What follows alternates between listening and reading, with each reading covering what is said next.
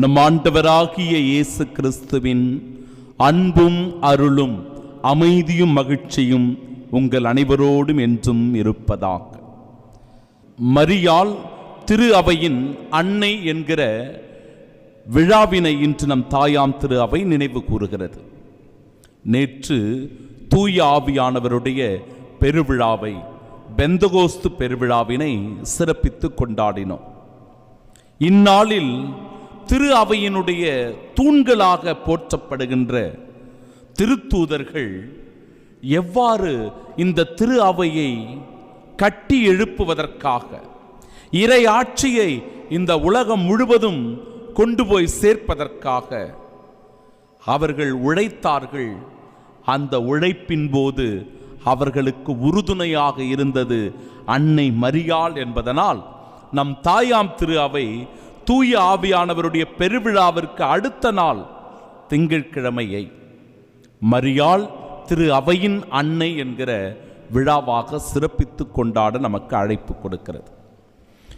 அன்னை மரியாளை இந்நாளில் சிறப்பாக நாம் நினைவு கூறுகிறோம். எப்படி அவர் திரு அவையின் அன்னையாக போற்றப்படுகிறார்? 3 காரணங்களை நான் சொல்லுகிறேன். முதற் காரணம், கப்ரியேல் எனும் வானதூதர் கன்னி மரியாவிற்கு தோன்றி மங்கள வார்த்தையை அறிவித்த போது அன்னை மரியாள் இதோ நான் ஆண்டவரின் அடிமை என்று சொல்லி இறைவனுக்கு தன்னை முழுவதுமாக ஒப்பு கொடுத்தார்.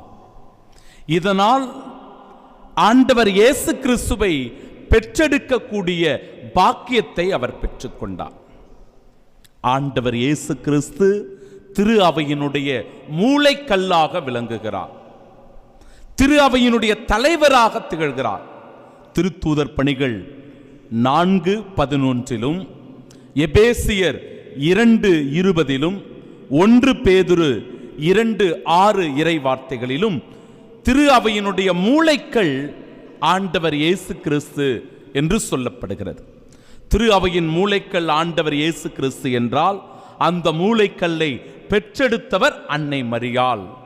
எனவே இதன் வழியாய் திரு அவையினுடைய பாதுகாவலியாக அன்னை மரியாள் மாறுகிறார். இரண்டாவது செய்தி, இயேசுவினுடைய முதல் அரும் செயல் கானாவூர் திருமணத்தில் தண்ணீரை திராட்சை ரசமாய் மாற்றிய அற்புதம். ஒருவர் தேவையில் இருக்கின்றார், ஒருவர் துன்பத்தில் இருக்கின்றார், ஏதோ ஒன்று அவருக்கு தேவைப்படுகிறது என்கிற சூழலை நன்றாக புரிந்து கொள்ளுகிற அன்னை மரியாள் ஆண்டவர் இயேசு கிறிஸ்துவை இந்த இடத்தில் அந்த அற்புதத்தை செய்ய தூண்டி எழுப்புவதை பார்க்கிறோம். திரு அவையில் இருக்கின்ற அவருடைய அன்பு பிள்ளைகளாகிய நாம் ஒவ்வொருவரும் கூட நாம் தேவையில் இருக்கும்போது நமக்காக பரிந்து பேசுகிறவராய் அன்னை மரியாள் இருக்கின்றார். பரிந்து பேசுகின்ற தாய் அன்னை மரியாள்.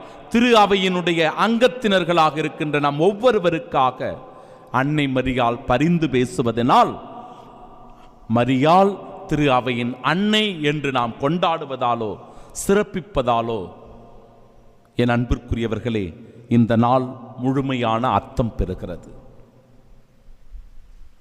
திரு அவையிலேயே நம்பிக்கையை இது வளர்க்கிறது. ஆண்டவர் இயேசு கிறிஸ்து அற்புதமும் அதிசயமும் செய்ய அன்னை மரியாளினுடைய தூண்டுதல் இருந்தது என்பதை நாம் நினைவு கூறுகிற வேளையில் திரு அவைக்கு அன்னை மரியாள் என்றென்றும் பரிந்து பேசுகிற தாயாக இருக்கிறாள் என்பதை புரிந்து கொள்ளலாம். மூன்றாவது செய்தி, அன்னை மரியா இயேசுவோடு கல்வாரி வரை பயணித்தவர். ஆண்டவர் இயேசு கிறிஸ்துவோடு அந்த துன்பங்களிலும் பாடுகளிலும் மரணத்திலும் பங்கெடுத்தவர். இயேசுவினுடைய கல்வாரி வரை மட்டுமல்ல, இயேசுவுக்கு பிறகும் சீடர்களோடு உடன் பயணித்தவர். சீடர்களோடு உடன் பயணித்து தூய ஆவியானவருடைய வருகைக்காக செபித்தவர். தூய ஆவியையும் பெற்று தந்தவர். எனவே அன்பிற்குரியவர்களே, சீடர்களோடு உடன் பயணித்த தன்னுடைய உடனிருப்பை வெளிப்படுத்திய அன்னை மரியாள் திரு அவையின் உறுப்பினர்களாக இருக்கிற நாம் ஒவ்வொருவரும் கூட அன்னை மரியாளினுடைய உடனிருப்பை இந்நாளில் உணர்கிறோம். நம்மோடும் நம் தேவத்தாய் அன்னை மரியாள் உடனிருக்கிறார் என்பதே இந்த செய்தி. சீடர்களோடு உடனிருந்தவர் இன்று நம்மோடும் உடனிருக்கிறார், நம்மோடு இணைந்து செயலாற்றுகிறார், நம்மை ஜெபிக்க தூண்டுகிறார். தூய ஆவியை பெற்றுக்கொள்ள அன்னை மரியாள் நமக்காக பரிந்து பேசுகிறார். எனவே இந்த விழா முழுமையான ஒரு அர்த்தமுள்ள ஒரு விழா. மரியாள் திரு அவையின் அன்னை என்பதில் எல்லளவும் ஐயமில்லை.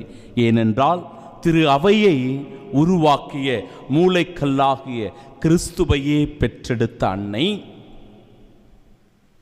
கானாவூர் திருமணத்தில் அற்புத அதிசயத்தை செய்வதின் வழியாக தேவையில் இருப்போருக்காக பரிந்து பேசுகின்ற அன்னை நம்மோடு என்றும் உடன் பயணிப்பதால் திரு அவையின் உடனிருப்பின் அன்னையாய் அன்னை மரியாள் இருக்கிறார். எனவே இந்த விழாவை கொண்டாடுவது நம் ஒவ்வொருவருக்கும் உற்சாகத்தை கொடுக்கிறது, திரு அவையை உயிரோட்டம் உள்ளதாக மாற்றுகிறது. நாமும் அன்னை மரியாளோடு கரம் கோர்ப்பதின் வழியாக திரு அவையை உயிரோட்டமுள்ள திரு அவையாய் மாற்றுகிறோம் என்பதில் எல்லளவும் ஐயவில்லை. அன்னை மரியாள் திரு அவையினுடைய பாதுகாவலியாக இருப்பதனால் நம்மோடு இணைந்து உடன் பயணிக்கிறார், நமக்காக என்றும் பரிந்து பேசுகிறார் என்கிற உணர்வுடன் இந்த நாளை கொண்டாடி மகிழ்வோம். இயேசுவின் சாட்சிகளாய் வாழ்வோம். ஆமீன்.